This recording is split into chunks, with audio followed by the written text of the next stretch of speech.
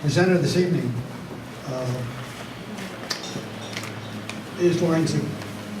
Now, if you happen, we started the day, the evening here with walking along the Plains Road. Or driving along the Plains Road, you might see Steve running. If you happen to be driving along the Plains Road, you probably would be unlikely to see Lorraine driving her BMW Z4 two-seater convertible. I understand she doesn't like to drive that on the rough roads. It's on the grass out the front. You realize now. So she went on gravel and road here. Oh dear, went on the gravel and road. Oh dear. Lorraine is a Weathersfield native. Her childhood home is where the Stoughton Pond Beach area is now. Is that correct? She early on entered the world of the computer. Several years ago, she taught beginning computer lessons at the library. She was always in the ready with wonderful tales of her growing up years here in Weathersfield, as well as her more recent world travels. Lorraine Zigman.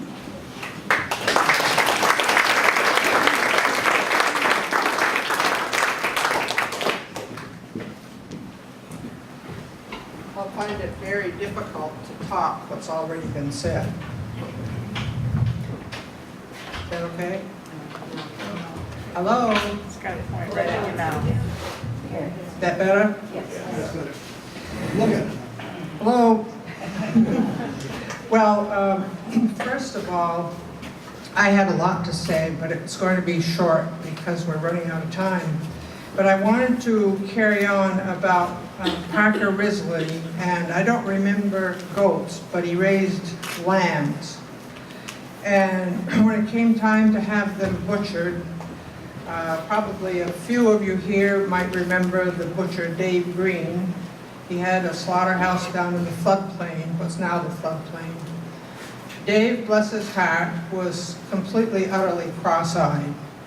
And when he drove down the road, he scared many people because in order to see where he was going, he looked this way.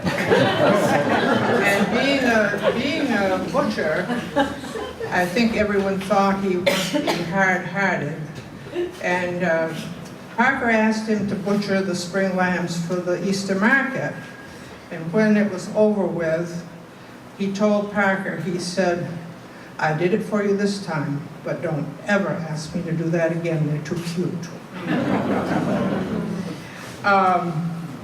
All kinds of measles.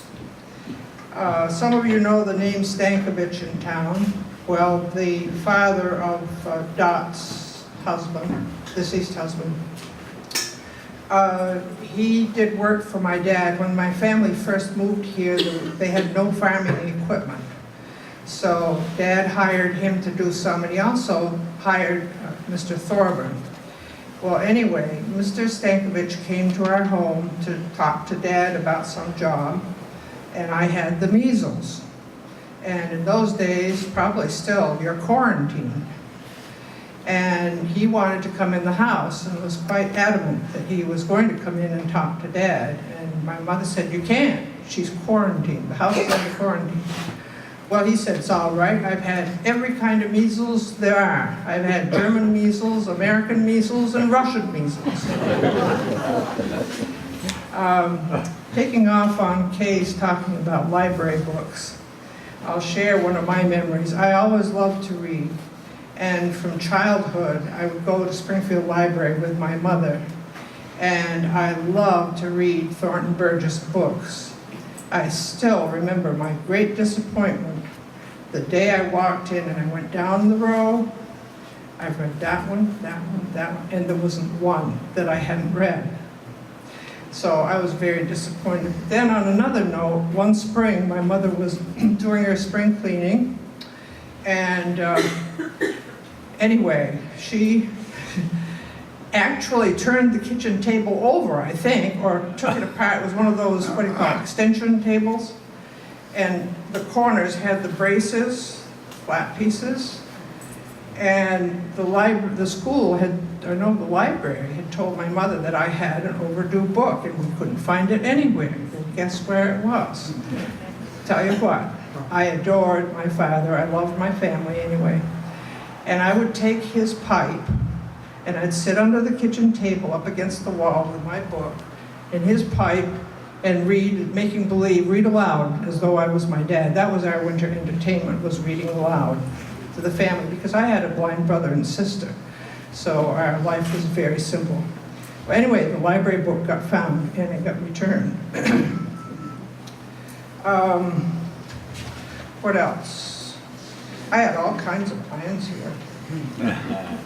Well, first of all, very short one is the first cow we had was a lovely, in my eyes, as I say, Jersey, with large, soft brown eyes, and I loved her dearly. Well, one summer, when it was strawberry, wild strawberry time, my mom was up, and I was with her, up on, Pine Hill, near where the bathhouse is, by Stoughton Pond. There was a knoll, and there were wild strawberries. Well, my mother had a sundress on, and she's down on her hands and knees picking berries, and Sally cow thought this was a lovely opportunity to lick my mother's back. Any of you know what a cow's tongue feels like? Know that it was not, my mother's back was sunburned, which made it 10 times worse. Okay, let me pick and choose a few here. Well, one, I saw Barbara King Shattuck today. She's not here tonight, I don't think, but I told her I was going to tell on her. When we were in grade school in Perkinsville, her birthday's in October and so is mine. She invited all of us girls in our class to her home for a birthday party. Well, I was so excited, and I thought that was wonderful. So I invited the girls to my house for a birthday party on October 10th. Problem was, I didn't tell my mother. She coped. She was good at that. Childhood memories, just a few. We had a very mean rooster on the farm, and it was my job to go feed the chickens in the barnyard, the hens, and so on, and that rooster made my life miserable. And my mother, I'd go in the house crying, and my mother did say, take a stick and whack it, and he'll stop. And by George, it worked. It worked. Now, here's kind of a funny one. Some of you know the Stoughton family. Ruth, next to the oldest in the family, and I have been lifelong friends. We're like sisters. Well, we've been friends since we were toddlers, and when they lived near us down in the valley, she would invite me over and stay overnight. Well, the farmhouse wasn't completely finished off. In the bedrooms upstairs, you could see the laths, and you could see red hair in the plaster. Well, the Stoughtons had red-haired people in their family, and I was sure somebody had been murdered.